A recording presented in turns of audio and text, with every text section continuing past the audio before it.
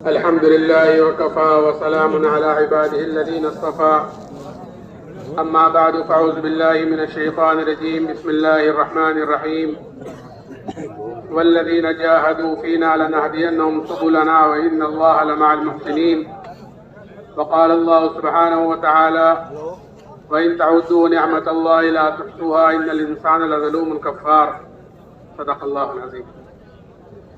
بیٹھ جائے بھائی، جو بھائی جہاں کھڑا ہوا ہے وہیں پر بیٹھ جائے۔ بہت قیمتی وقت ہے، آج جمعہ کا مبارک دن ہے، عصر کے بعد کا وقت ہے، عصر کے بعد کا وقت بہت قیمتی ہے۔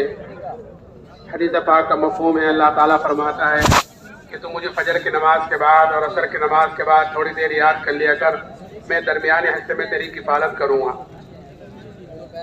تو دوست بزرگوں، زندگی قیمتی، پھر عصر کے بعد کا وقت قیمتی، پھر اللہ کے راستے میں نکل کر اس کی قیمت اور بڑھ جاتی ہے کہ اللہ کے راستے کی ایک صبح اور ایک شام دنیا میں جو کچھ ہے ان سب سے بہتر ہے۔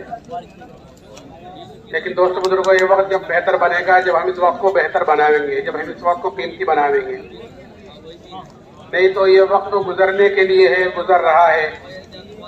کس کی کتنی زندگی گزر گئی ہر ایک کو معلوم ہے، آگے کس کی کتنی باقی ہے یہ کسی کو معلوم نہیں ہے۔ اس لیے سورج جب روزانہ نکلتا ہے تو وہ یہ اعلان کرتا ہے کہ اے ابن آدم، تجھے جو عمل کرنا ہو کر لے، آج کا دن تیری زندگی میں پھر کبھی نہیں آئے گا۔ جو سال گزر گیا، جو مہینہ گزر گیا، جو دن گزر گیا، اب تو وہ کسی قیمت پر بھی واپس نہیں آئے گا۔ تو اس لیے ہم اپنی زندگی کو قیمتی بنائیں۔ اور دوستوں بزرگوں، زندگی قیمتی بنتی ہے انسان کے اعمال سے۔ عملی سے انسان کے بدلے بگڑنے کا تعلق ہے۔ عمل سے زندگی بنتی ہے، جنت بھی جہنم بھی۔ یہ خاکی اپنی فطرت میں نہ نوری ہے نہ ناری ہے۔ انسان کے بننے بگڑنے کا تعلق دنیا کی کسی چیز سے نہیں ہے، بلکہ انسان کے بننے اور بگڑنے کا تعلق انسان کے اعمال سے ہے۔ اور اعمال وہ کہلاتے ہیں جو 24 گھنٹے انسان جو کام کر رہا ہے، دیکھ رہا ہے، کھا رہا ہے، سن رہا ہے، پہن رہا ہے، اوڑھ رہا ہے، کما رہا ہے، خرچ کر رہا ہے، چل پھر رہا ہے، یہ اس کے اعمال کہلاتے ہیں جو اس کے بدن سے نکل رہے ہیں۔ یہی اعمال، یہی کام غیر بھی کرتے ہیں اور یہی کام مسلمان بھی کرتا ہے۔ فرق اتنا ہے ان کے اور ہمارے کرنے میں کہ ہمیں ان چیزوں کا طریقہ بتلایا گیا ہے۔ لقد کان لکم فی رسول اللہ اسوۃ حسنہ، کہ تمہارے لیے زندگی گزارنے کا بہترین نمونہ، بہترین طریقہ کہ وہ تمہارے پیارے نبی کی زندگی ہے، کہ ہمارا اوڑھنا، بچھونا، چلنا پھرنا، کمانا، خرچ کرنا، شادی بیاہ، کہ سب اس طریقے کے مطابق ہو، کہ جس کی جتنی زندگی اس طریقے کے مطابق ہوگی، یعنی جس کے جتنے اعمال اس طریقے کے مطابق ہوں گے تو اللہ کے ہاں اس کی قدر و قیمت ہوگی، اللہ کے ہاں اس کی حیثیت ہوگی۔ اسی لیے حضور اقدس صلی اللہ علیہ وسلم نے اپنے صحابہ کو اعمال کی طرف رغبت دلائی، اعمال کا شوق پیدا کرایا اور اعمال کی قدر و قیمت اندر اتاری، اور مثالیں دے دے کر آپ نے سمجھایا تاکہ ہم جہاں ہوں، جس حالت میں بھی ہوں، کما رہے ہوں، خرچ کر رہے ہوں، دنیا کے کسی بھی شعبے میں ہوں، ہم یہ نکل رہے دیکھیں کہ میرے بدن سے نکلنے والے اعمال کیسے نکل رہے ہیں۔ اس لیے آپ نے مثالیں دے دے کر اپنے صحابہ کو سمجھایا تاکہ عملوں کی طرف سے فکر مند ہوں اور اعمال صحیح کریں، کیونکہ عملی پر انسان کا دار و مدار ہے۔ آپ نے ایک مرتبہ مثال دے کر پوچھا کہ جانتے ہو تمہاری مثال، تمہارے مال کی، اعمال کی، اہل و عیال کی مثال کیا ہے؟ پھر آپ نے فرمایا کہ اس کی مثال ایسی سمجھو جیسے ایک آدمی کے 3 بھائی ہوں اور اس آدمی کے اوپر موت کا وقت قریب آوے تو ان تینوں بھائیوں میں سے ایک بھائی کو بلا کر یہ پوچھے کہ بھائی تم دیکھ رہے ہو میرے اوپر کیا مصیبت آ رہی ہے، دنیا سے میں جا رہا ہوں، آخرت کا سفر تیار ہے، اس مصیبت کی گھڑی میں تم میری کیا مدد کرو گے؟ وہ کہتا ہے کہ بھائی میں تیرے ساتھ ہوں، جب تک تو دنیا میں موجود ہے تیرے ساتھ رہوں گا، تیری تیمارداری کروں گا، تیری خدمت کروں گا، اور جب تیرا انتقال ہو جائے گا تو تجھے نہلاؤں گا، کفناؤں گا، دفناؤں گا، اور تیرے مرنے کے بعد لوگوں میں تیرا ذکر خیر کروں گا، تیری تعریفیں کروں گا۔ آپ نے فرمایا یہ بھائی اس کے اہل و عیال ہیں، اس کے گھر والے ہیں۔ آپ دیکھو کہ جب آدمی کا انتقال ہو جاتا ہے تو گھر والے کچھ دن روتے ہیں، تعریفیں کرتے ہیں، صفات بیان کرتے ہیں، اور کچھ دنوں کے بعد پھر بھول جاتے ہیں. پھر آدمی کو یاد دلانا پڑتا ہے، ایک چچا بھی تھے، ایک تایا بھی تھے. پھر دوسرے بھائی کو بلا کر یہی پوچھتا ہے کہ بھائی اس مصیبت کی گھڑی میں تم میری کیا مدد کرو گے؟ وہ کہتا ہے کہ بھائی میرا تیرا واسطہ تو زندگی تک کا ہے کہ جب تک تیری سانسیں چل رہی ہیں اس وقت تک تجھے مجھ سے جتنا نفع اٹھانا ہے، فائدہ اٹھانا ہے، اٹھا لے. کہ جب تیرا انتقال ہو جائے گا تو تو دوسری طرف جائے گا، میں دوسری طرف جاؤں گا، میرا راستہ الگ ہوگا، تیرا راستہ الگ ہو جائے گا. آپ نے فرمایا یہ بھائی اس کا مال ہے کہ جو یہی ساتھ چھوڑ دے گا. دیکھو آپ کوئی چیز انسان کے ساتھ نہیں جاتی. اگر انگوٹھی پہن رکھی اور انگوٹھی نہیں نکلتی تو اس کو بھی کاٹ کر نکال لیتے ہیں. کفن بھی اس لیے پہنا دیا جاتا ہے کہ یہ انسان اشرف المخلوقات ہے، اس کی بے حرمتی نہ ہو جاوے، اس کی بے پردگی نہ ہو جاوے، نہیں تو قبر میں جا کر وہ بھی سلگڑ کر ختم ہو جائے گا. کہ کل قیامت کے دن ہر آدمی اپنی قبر سے ننگا اٹھے گا. جس طرح دنیا میں ننگا آیا تھا ایسے ہی ہر آدمی اپنی قبر سے ننگا اٹھے گا. تو آپ نے فرمایا یہ اس کا مال ہے جو یہی ساتھ چھوڑے گا. تیسرے بھائی کو بلا کر یہی پوچھتا ہے تو وہ کہتا ہے کہ بھائی میں تیرے ساتھ ہوں، جب تک تو دنیا میں موجود ہے تیرے ساتھ رہوں گا. جب تیرا انتقال ہو جائے گا اور تو قبر میں پہنچے گا اور منکر نکیر تجھ سے سوال کریں گے تو ان کے سوالوں کا جواب میں دوں گا تیرے طرف سے. اور جب کر کو تیرے نام اعمال تلیں گے تو تیرے نام اعمال کی ترازو میں بیٹھ جاؤں گا اور خوب کوشش کروں گا اس کو وزنی کرنے کی، اس کو بھاری کرنے کی، اس کو جھکانے کی، اور میں تیرے ساتھ رہوں گا یہاں تک کہ تجھ کو جنت میں داخل کرا دوں. آپ نے فرمایا یہ بھائی اس کے اعمال ہیں. پھر آپ نے پوچھا بتلاؤ کون سا بھائی کارآمد ہوا؟ صحابہ نے عرض کیا رسول اللہ پہلے تو بیکاری ثابت ہوئی جو یہی ساتھ چھوڑ دیں گے، کام آنے والا تو یہی ہے جو آخر تک ساتھ نبھائے گا. اس لیے دوستو بزرگوں ہمیں سب سے پہلے اپنے عملوں کی طرف سے فکر مند ہونا ہے کہ ہمارے بدن سے نکلنے والے اعمال کیسے ہیں. اور اعمال کا دار و مدار انسان کے یقین کے ساتھ ہے کہ جیسے اس کے اندر کا یقین ہوگا بدن سے نکلنے والے اعمال اس کے اعتبار سے ہوں گے. اگر اندر یقین بنا ہوا ہوگا اللہ سے ہونے کا، نبی پاک علیہ الصلوۃ والسلام کے پاک طریقے پر چلنے کا، کامیابی کا یقین بنا ہوا ہوگا تو بدن سے نکلنے والے اعمال اس کے اعتبار سے ہوں گے. اور اگر یقین خدا نخواستہ بگڑا ہوا ہوگا، غیر سے اسباب سے ہونے کا یقین، غیر سے ہونے کا یقین ہوگا تو پھر بدن سے نکلنے والے اعمال اس کے اعتبار سے ہوں گے. تو بنیادی طور پر ہمیں سب سے پہلے اپنے ایمان پر محنت کرنی ہے، اپنے یقین پر محنت کرنی ہے کہ ہمارے بدن کا، ہمارے اندر کا یقین بدل جاوے، ہمارے ایمان میں مضبوطی پیدا ہو جاوے کہ یہ ایمان، کہ یہ اللہ نے ہمیں سب سے بڑی نعمت مرحمت فرمائی ہے. اللہ تعالیٰ ہمیں اس ایمان کی قدر کرنے کی توفیق نصیب فرمائے. یہ سب سے بڑی، اس لیے کہ نعمتیں تو اللہ تعالیٰ کی بے شمار ہیں، انعامات اللہ تعالیٰ کے بے شمار ہیں. کتنے انعامات ہیں کہ قرآن تو یہ کہتا ہے کہ اگر تم اللہ کی نعمتوں کو گننا چاہو، شمار کرنا چاہو تو تم اللہ کی نعمتوں کو گن نہیں سکتے، شمار نہیں کر سکتے. اتنے انعامات اللہ تعالیٰ کے ہمارے اوپر، قدم قدم پر، سانس سانس پر اللہ تعالیٰ کی نعمتیں بارش کی طرح ہمارے اوپر اتر رہی ہیں. اور ایسی ایسی نعمتیں دوستو بزرگوں، اللہ کی ایک نعمت بڑی نعمت ہوتی ہے لیکن ہمارا دھیان ادھر نہیں جاتا کہ یہ بھی اللہ کی نعمتوں میں سے کوئی نعمت ہے. اس لیے کہ نعمت کی قدر آدمی کو جب ہوتی ہے جب وہ چیز ہاتھ سے نکل جاتی ہے. جب تک کوئی چیز آدمی کے ہاتھ میں ہوتی ہے اس کی قدر و قیمت کا اندازہ نہیں ہوتا، ہے نہیں ہے. لیکن جب چلی جاتی ہے ہاتھ سے، کہ جب اس کی نعمت، جب قدر کا پتہ چلتا ہے کہ میں نے کتنی بڑی نعمت ہاتھ سے کھوئی ہے. کوئی آدمی آنکھوں سے معذور ہو جائے تو پتہ چلے کہ آنکھ کتنی بڑی نعمت، صحت خراب رہنے لگے تو پتہ چلے صحت کتنی بڑی نعمت. اس لیے حضور اقدس صلی اللہ علیہ وسلم نے فرمایا کہ 5 چیزوں کی قدر کرو، 5 چیزوں سے پہلے. اس میں پوری زندگی آ گئی، پوری زندگی آ گئی کہ 5 چیزوں کی قدر کرو، 5 چیزوں سے پہلے. کہ جوانی کی قدر کرو بڑھاپے سے پہلے. کہ جوانی کی قدر، جوانی کی عبادت، کہ جوانی کی عبادت اللہ کیا مقبول ہے، اللہ کیا اس کی قدر و قیمت ہے. کیوں؟ اس لیے کہ اس میں عادات بھی قوی ہوتے ہیں، آدمی کے اندر خواہشوں کا بھی زور ہوتا ہے. ان خواہشوں کو قربان کر یہ آدمی اپنی جوانی اللہ سے پہلے اللہ نے مال دیا ہے کہ صدقہ کریں، خیرات کریں، یتیموں پر، مسکینوں پر، بیواؤں پر اللہ کے راستے میں خرچ کریں. ہاں کہ پھر حالات آ جاتے ہیں تو کاروبار ٹھپ ہو جاتے ہیں، جیسے حالات چل رہے ہیں اس وقت کہ ہر آدمی پریشان ہے کاروباری اعتبار سے، کہ پہلے اللہ نے دے رکھا تھا، تھوڑا سا حالات آئے ہیں تو اب ہر آدمی پریشان ہے، پہلے یہ کام کر سکتا تھا اب نہیں کر پا رہا ہے۔ تو مالداری کی قدر تنگ دستی سے پہلے اور خالی اوقات کی قدر کرو مشغولی سے پہلے۔ خالی اوقات کی قدر کیا ہے؟ کہ مثال کے طور پر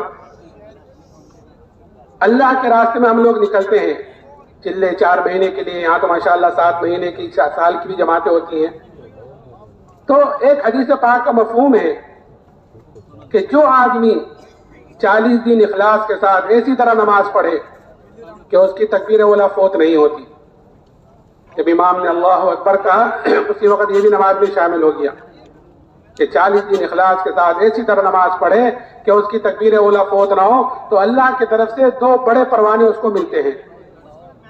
بڑے پروانے، ایک جہنم سے چھٹکارے کا اور دوسرا نفاق سے بری ہونے کا۔ یہ 2 بڑے پروانے اس کو ملتے ہیں جو 40 دن اخلاص کے ساتھ ایسی طرح نماز پڑھے کہ اس کی تکبیر اولا فوت نہ ہو۔ تو اس حدیث پر عمل کرنے کا اللہ کے راستے میں نکل کر بہترین موقع ہوتا ہے کہ میں نے مثال کے طور پر جیسے کہا نا خالی اوقات کی قدر مشغولی سے پہلے میں نے مثال کے طور پر کہا کہ ہم نے وقت کو فارغ کیا ہے، نہ گھر ہے، نہ کاروبار ہے، نہ بیوی بچے ہیں، نہ دوست احباب ہیں، نہ کسی کی خوشی میں جانا، نہ کسی کی غمی میں جانا، کہ ہر وقت مسجد ہی میں رہنا ہے، گشتوں کے لیے ملاقاتوں کے لیے گئے، پھر مسجد میں کھانا پینا سونا اٹھنا بیٹھنا، کہ اس حدیث پر عمل کرنے کا یہ بہترین موقع ہے۔ خالی اوقات ہم نے وقت کو فارغ کیا ہے، اگر اس حدیث پر یہاں عمل نہ ہوا تو گھر جا کر اس حدیث پر عمل کرنا مشکل ہو جائے گا کہ وہاں مشغولی کا وقت ہو گیا، گھر ہے، کاروبار ہے، بیوی بچے ہیں، کسی کی خوشی میں جانا ہے، کسی کی میت میں جانا ہے، کہ اگر عمل کرنا بھی چاہے 36 دن تک پڑھتا رہا، ایک دن چھوٹ گئی کہ اس فضیلت سے تو محروم ہو گیا۔ تو خالی اوقات کی قدر کرو مشغولی سے پہلے اور زندگی کی قدر کرو کہ موت سے پہلے۔ یہ 5 چیزیں بتلائی کہ زندگی کی قدر موت سے پہلے۔ تو میں نے کہا انعامات اللہ تعالیٰ کے بے شمار ہیں، لیکن ان تمام نعمتوں میں جو سب سے بڑی نعمت اللہ تعالیٰ نے مجھے اور آپ کو مرحمت فرمائی ہے وہ ایمان کی دولت ہے۔ اس لیے کہ آدمی خدا نہ خواستہ اگر ایمان کے بغیر اس دنیا سے چلا گیا تو آخرت میں اپنی جان کے فدیے میں دنیا کا سارا سونا چاندی بھی دے دے گا، تب بھی آخرت میں اللہ کے عذاب سے نہیں بچ سکتا۔ اتنی بڑی نعمت اللہ نے ہمیں مرحمت فرمائی۔ لیکن دوستو بزرگوں، جو چیز آدمی کو بغیر محنت کے، بغیر مجاہدے کے، بغیر قربانی کے ملتی ہے، آدمی کے اندر اس کی قدر و قیمت کم ہوتی ہے بنسبت اس کے جو چیز آدمی محنت کر کر حاصل کرتا ہے، کہ جس چیز پر آدمی کا جان مال وقت لگتا ہے، جس چیز کے لیے آدمی قربانی دیتا ہے، کہ اس کی قدر و قیمت آدمی کے اندر ہوتی ہے۔ کیونکہ ایمان ہمیں وراثت میں مل گیا ہے، تو اس لیے ہمارے اندر اس ایمان کی قدر و قیمت کم ہے۔ خاندان مسلمان، دادا باپ مسلمان، ہم مسلمان ہیں، گھر میں پیدا ہوئے الحمدللہ ہم بھی مسلمان۔ اس لیے حضور اقدس صلی اللہ علیہ وسلم نے اس ایمان کی اور ایمان والے کی قدر و قیمت بتلائی تاکہ ہم جہاں ہوں ایمان کی طرف سے سب سے پہلے فکر مند ہوں۔ کہ کیا قدر بتلائی؟ کہ یہ قدر بتلائی کہ جب تک ایک بھی ایمان والا اس دنیا میں موجود رہے گا کہ اللہ تعالیٰ اس ساتھ زمین آسمان کے نظام کو باقی رکھے گا ایک ایمان والے کی وجہ سے۔ یہ ہماری قدر ہے اللہ کے ہاں کہ اب اگر دنیا میں کوئی نہیں رہا اللہ اللہ کہنے والا، پھر چاہے دنیا انسانوں سے بھری ہوئی ہو کہ اللہ کو اس دنیا کی کوئی ضرورت نہیں، اللہ اس کو ختم کرے گا، کہ اس کا وجود ہی ایمان والے کی وجہ سے ہے۔ کہ یہ قدر بتلائی اور قیمت کیا بتلائی کہ اگر رائے کے دانے کے برابر ایمان کو بچا کر لے گئے تو اللہ تعالیٰ اس دنیا سے 10 گنی بڑی جنت مرحمت فرمائے گا۔ اب جس کا ایمان جتنا اونچا ہوگا، جس کا ایمان جتنا اعلیٰ ہوگا، کہ کل قیامت کے دن اس کی اتنی بڑی جنت ہوگی۔ تو یہ اجتماعات کا ہونا اور یہ چلے 4 مہینے میں نکلنا یہ اسی لیے ہے تاکہ ہمارے اندر اپنے ایمان کی کمزوری کا ہمارے اندر احساس پیدا ہو، اپنے دین کی کمزوری کا احساس پیدا ہو۔ کہ آدمی کے اندر جب کسی چیز کا کمزوری کا احساس پیدا ہو جاتا ہے، جب کسی چیز کا احساس پیدا ہو جاتا ہے تو کسی کو کہنے سننے کی ضرورت نہیں ہوتی، آدمی خود ہی اس کی فکر میں لگتا ہے۔ کسی کو جیسے ہمارے اندر دنیا کمانے کا ایک احساس ہے، دنیا کے نفع کا، دنیا کا نقصان کا ایک احساس ہے، تو کسی کو کہنے سننے کی ضرورت نہیں ہوگی کہ کل آپ نے دکان نہیں کھولی تھی تو آج تو کھول لیجئے، کل کام پر نہیں گئے تھے تو آج تو چلے جائیے۔ میں اگر بیمار بھی ہوگا تب بھی فکر میں ہوگا کسی طرح اچھا ہو جاؤں اور جلدی سے ڈیوٹی پر پہنچ جاؤں، دکان کھول لوں. کیونکہ ایک احساس ہے کہ اللہ کرے یہ احساس ہمارا دین کے اعتبار سے ہو جائے، یہ احساس ہمارے اندر ایمان بے اعتبار ایمان کے ہو جائے. جب کسی چیز کی قدر و قیمت اتر جاتی ہے تو آدمی اس کے لیے اپنی ساری چیز جھونک دیتا ہے، اپنی جان، اپنا مال، اپنا وقت، اور اس کے لیے ہر طرح کی قربانی دینے کے لیے تیار ہو جاتا ہے جس کی قدر و قیمت آدمی کے اندر اتر جاتی ہے. صحابہ کے اندر یہ ایمان کی قدر و قیمت ایسی اتری ہوئی تھی کہ بڑی بڑی تکلیفیں، بڑی بڑی مصیبتیں کہ وہ آئی ہیں اور ان کو برداشت کیا ہے. ایسی ایسی مصیبتیں ہیں کہ ہم تو سوچ بھی نہیں سکتے کہ اگر ہم اپنے ایمان کو صحابہ کے ایمان کے مقابلے میں رکھ کے دیکھیں تو ابھی ہمیں پتہ چلے کہ ہم ایمان کے اعتبار سے کتنے کمزور ہیں. ایک صحابی حضرت خباب بن عرد رضی اللہ تعالیٰ عنہ، حضرت عمر رضی اللہ تعالیٰ عنہ نے ان سے پوچھا ایک مرتبہ کہ خباب ان تکالیف کی تفصیل بتلاؤ جو ایمان کی وجہ سے تم پر آئی ہیں، جو حالات، جو پریشانیاں، جو مصیبتیں تم نے ایمان کی وجہ سے برداشت کی ہیں، ذرا ان کی تفصیل تو بتلاؤ. تو آپ نے فرمایا امیر المومنین آپ ذرا میری کمر دیکھیں. جب کمر دیکھی تو حضرت عمر نے فرمایا خباب ایسی کمر تو کسی کی نہیں دیکھی جیسی تمہاری ہے. تو حضرت خباب نے فرمایا ہاں امیر المومنین مجھے تو آگ کے انگاروں پر لٹا کر گھسیٹا جاتا تھا اور میری چربی سے، میرے خون سے وہ آگ بجھتی تھی. کہیں کی وجہ سے کہ ایمان کی وجہ سے. ایک عورت کے غلام تھے، جب اس کو یہ پتا چلا کہ جناب رسول اللہ صلی اللہ علیہ وسلم سے ملتے ہیں تو سریے کو گرم کر کر اس سے ان کے بدن کو داغ دیتی تھی. تو یہ تکالیف کو برداشت کرنا آسان ہوا. اور پھر اتنا ہی نہیں، جب فتوحات کا دروازہ کھلا، اس لیے کہ مومن کی علامت بتلائی گئی ہے کہ مومن جو کام کرتا ہے، نماز پڑھی ہے، روزہ رکھا ہے، اللہ کے راستے میں نکلے ہیں، اللہ کے راستے میں نکل کر لوگوں کی کڑوی کسیلی برداشت کی ہے، سردی گرمی برسات برداشت کی ہے، بھوک آگے پیچھے آرام آگے پیچھے کیا ہے، قربانی دی ہے، کہ مومن جو عمل کرتا ہے کہ وہ اس کا بدلہ دنیا میں نہیں چاہتا. وہ ایمان والا نیک عمل کا بدلہ دنیا میں نہیں چاہتا، اس لیے کہ اس کو پتا ہے یہاں جو ملے گا وہ وقتی ملے گا اور تھوڑا ملے گا، آخرت کے اعتبار سے تھوڑا اور وقتی کے موت تک. اور آخرت میں جو ملے گا کہ وہ دنیا سے بہت زیادہ ملے گا اور ہمیشہ کے لیے ملے گا. تو مومن اپنے نیک عمل کا بدلہ دنیا میں نہیں چاہتا، اور جو بھی کام کرتا ہے، جو بھی نیک عمل کرتا ہے کہ وہ صرف اور صرف اپنے اللہ کو راضی کرنے کے لیے کرتا ہے. کوئی دیکھ رہا ہے نہیں دیکھ رہا ہے، کوئی خوش ہے نہیں خوش ہے، کہ اس کی پرواہ اس کو نہیں ہے کہ میرا اللہ مجھ سے راضی ہو جائے، وہ جس طرح راضی ہوگا اس طرح میں عمل کرنے کو تیار ہوں. چلے حضور حضرت صلی اللہ علیہ وسلم نے حضرت ابو ذر رضی اللہ تعالیٰ عنہ سے فرمایا تھا کہ ابو ذر اللہ کے معاملے میں کسی ملامت کرنے والے کی ملامت کی پرواہ نہ کرنا. میں شادی ایسے کروں گا تو خاندان کیا کہے گا، میں اس طرح زندگی نہ گزاروں گا تو خاندان کیا کہے گا، کہ نہیں مجھے دیکھنا ہے. جیسے میں نے کہا شروع میں لقد کان لکم فی رسول اللہ اسوۃ حسنہ، کہ تمہارے لیے زندگی گزارنے کا بہترین نمونہ کہ جیسے نبی کی زندگی ہے. آپ نے ہر موقع کی دعا، ہر موقع کی طریقہ بتلایا ہے، کہیں گنجائش نہیں انگلی رکھنے کی کہ اس کا طریقہ میں دین میں نہیں مل پایا. مومن جو عمل کرتا ہے کہ وہ اپنے اللہ کو راضی کرنے کے لیے کرتا ہے، کسی کی ملامت کی پرواہ نہیں کرتا. کوئی کچھ کہتا رہے. ایک مرتبہ حضرت جی مولانا انعام الحسن صاحب رحمۃ اللہ علیہ انگلینڈ کے سفر پر تھے تو لندن میں ایئرپورٹ پر جماعت سے نماز پڑھنے لگے، جماعت سے نماز ہونے لگی. تو وہاں کے لوگوں نے کہا کہ حضرت آپ یہاں جماعت سے نماز پڑھ رہے ہیں، یہاں کے لوگ ذرا اچھا نہیں سمجھتے اس کو، یہاں کے لوگ کیا کہیں گے. حضرت نے فرمایا کہ پڑھتے ہیں تو یہاں کے لوگ کیا کہیں گے، اور اگر نہیں پڑھیں گے تو اللہ کیا کہے گا. اس کو بھی تو جواب دینا ہے کہ اللہ کے معاملے میں کسی ملامت کرنے والے کی ملامت کی پرواہ نہیں کرتا. میں نے تو جو ایمان والا جو عمل کرتا ہے وہ اپنے اللہ کو راضی کرنے کے لیے، اور جو عمل کرتا ہے اس کا بدلہ وہ دنیا میں نہیں چاہتا، آخرت میں چاہتا ہے. اسی لیے جب فتوحات کا دروازہ کھلا تو صحابہ کرام رضی اللہ عنہ اجمعین اس پر رویا کرتے تھے کہ کہیں ہماری تکلیفوں کا، ہماری مشقتوں کا بدلہ کہیں ہمیں دنیا ہی میں تو نہیں مل رہا ہے، دنیا ہی میں تو نہیں مٹ رہے ہیں. یہ حضرت خباب جب فتوحات کا دروازہ کھلا تو اس وقت یہ فرمایا کہ تکالیف کا بدلہ کہیں دنیا میں تو نہیں مل رہا ہے. تو کیسی قربانی، اور پھر قربانی بھی کہ ایمان کے مقابلے پر جو چیز آئی ہے کہ بادشاہت آئی ہے تو بادشاہت کو قربان کیا، مال آیا ہے تو مال کو قربان کیا، کہ ہر چیز کو قربان کرنے کو تیار. یہ قصے ہم دوستوں بزرگوں سنتے رہتے ہیں تعلیم کے حلقوں میں بیٹھ کر، لیکن سننا سنانا اصل نہیں ہے، بلکہ سننا سنانا تو اس لیے ہے تاکہ یہ چیز اندر اترے گی تو عمل کی توفیق ہوگی، بعد اندر اترتی ہے تو پھر عمل کی توفیق ہوتی ہے۔